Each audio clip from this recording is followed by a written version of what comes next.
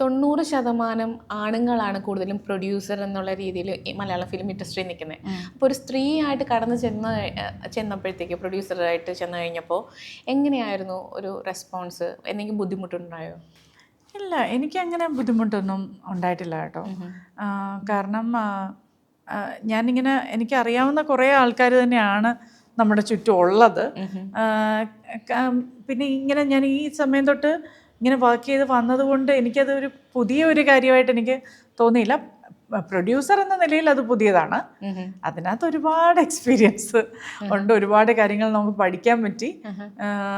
അങ്ങനെയൊക്കെ ഉള്ള കുറച്ച് ഇത് അല്ലാതെ എനിക്കങ്ങനെ ഒരു വേറൊരു പുതിയ കാര്യം ചെയ്യുന്നതായിട്ട് എനിക്ക് തോന്നിയില്ല.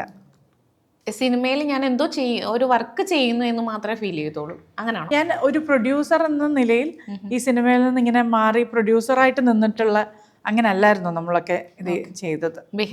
നമ്മളെപ്പോഴും സെറ്റിലായാലും അത് നമ്മളെല്ലാവരോടും അങ്ങനെയായിരുന്നു. എല്ലാ ഡിപ്പാർട്ട്മെൻറ്റിൽ പോലും നമുക്ക് എല്ലാവരുമായിട്ടും നല്ല അങ്ങനെ അത് വർക്ക് ചെയ്തിരുന്നത്.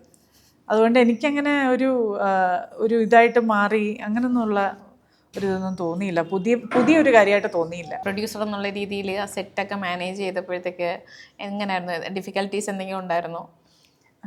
അഭിലാഷിതൻ്റെ സെറ്റിൽ ഞാൻ പറഞ്ഞല്ലോ, എനിക്കൊരു പാർട്ട്ണറും കൂടെ ഉണ്ട്. നമ്മൾ ശങ്കർജി എന്ന് വിളിക്കും. പുള്ളിയും പ്രൊഡക്ഷൻ സൈഡൊക്കെ പുള്ളിയായിരുന്നു നോക്കിയിരുന്നത്. ഇതൊരു ടീം വർക്കാണല്ലോ. അതെ. ആ രീതിയിൽ പോകുമ്പോൾ എനിക്കങ്ങനെ കുഴപ്പമായിട്ടൊന്നും തോന്നിയില്ല. കൂടുതലൊന്നും ഫേസ് ചെയ്ത് വന്നിട്ടില്ല. ചെറിയ എല്ലായിടത്തും ഉള്ള പ്രശ്നങ്ങൾ, കാര്യങ്ങൾ അങ്ങനെയൊക്കെ. അതല്ലാതെ നല്ലതായിരുന്നു.